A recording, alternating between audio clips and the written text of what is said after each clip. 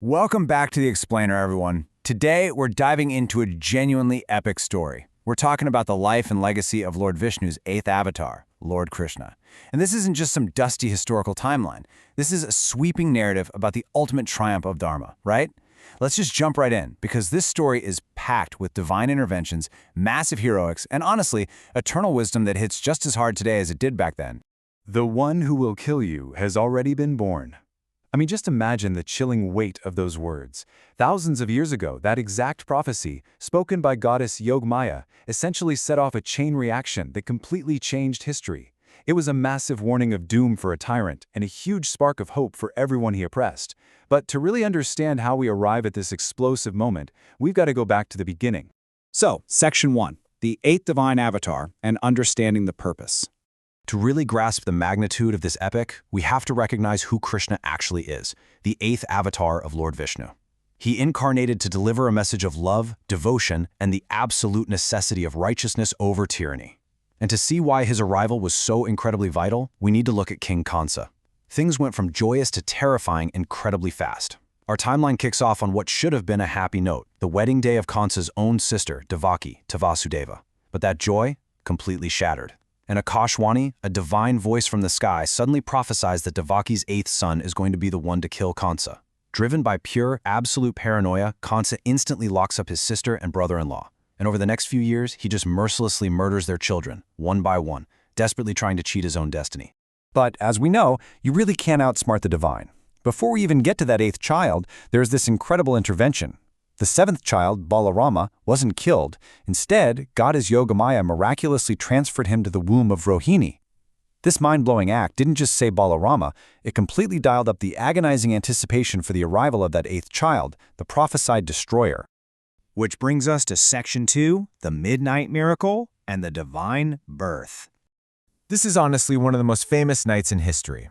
Right at the stroke of midnight, on the eighth day, Ashtami, of the dark fortnight and the month of Bhadrapada, the wait was finally over. Lord Krishna was born, and the sheer power of his arrival is just incredible. The very second he takes his first breath in that dark, damp dungeon, the heavy iron prison chains literally break. They just fall away on their own. And those ferocious guards stationed there to kill him, they instantly fall into this deep, supernatural sleep. It's such a stunning metaphor, you know? The physical chains of a dharma literally shattering the moment the divine child enters the world. But the danger was far from over. Actually, the most high-stakes part of the night was just kicking off. Vasudeva had to pull off this massive covert rescue mission.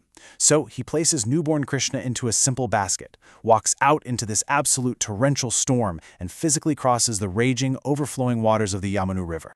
It is an act of just unbelievable bravery. And he makes it. He reaches the village of Gokul, gets to the home of Yashoda and Nanda Baba, and safely swaps his son with their newborn baby girl. Now, when Vasudeva gets back to the prison with the baby girl, Kansa's fear just takes over completely. He hears a child crying and rushes in, and he doesn't even care that it's a girl. His paranoia is completely blinding him. But right as he tries to ruthlessly kill the infant, she slips right out of his grasp. She ascends into the sky and reveals her terrifying true form as the goddess Yogmaya.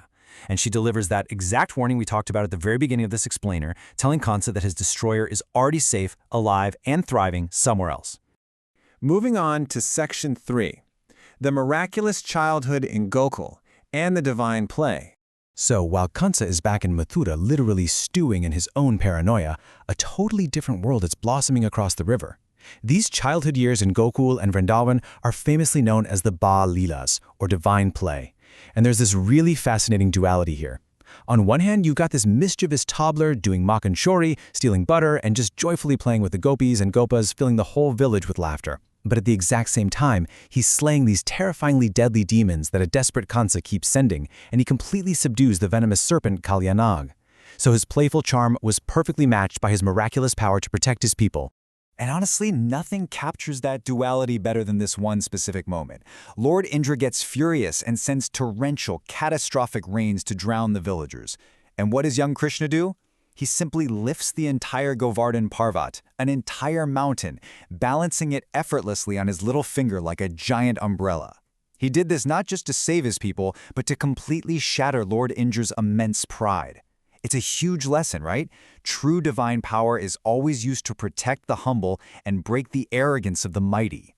But looking at all these childhood miracles, you kind of have to wonder, how exactly does this playful, butter-stealing kid from Gokul transition into becoming the ultimate philosophical guide for all of humanity?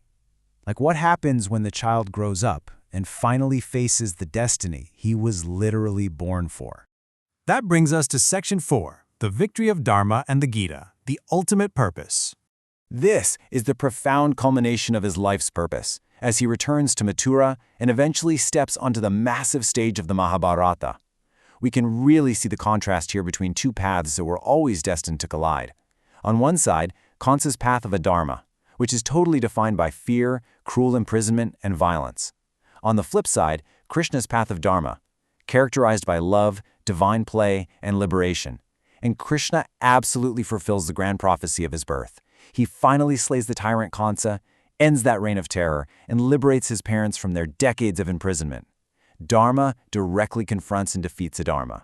But here's the thing, his mission didn't just end with Kansa, it evolved. Years later, during the devastating epic of the Mahabharata War, Krishna doesn't step in as just another warrior. Instead, he takes on the role of a humble charioteer for the great archer Arjuna.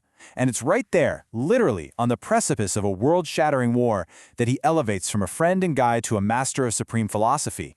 He delivers the divine teachings of the Bhagavad Gita to a deeply conflicted Arjuna. It is an absolute masterpiece of spiritual wisdom, and it remains one of the most profound, practical guides for human life even today.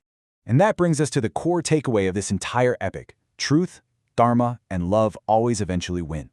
From a dark prison cell to a raging river, and from the joyful fields of Vrindavan all the way to the intense battlefield of the Mahabharata, this story proves that while tyranny might seem unstoppable for a moment, righteousness always outlasts it.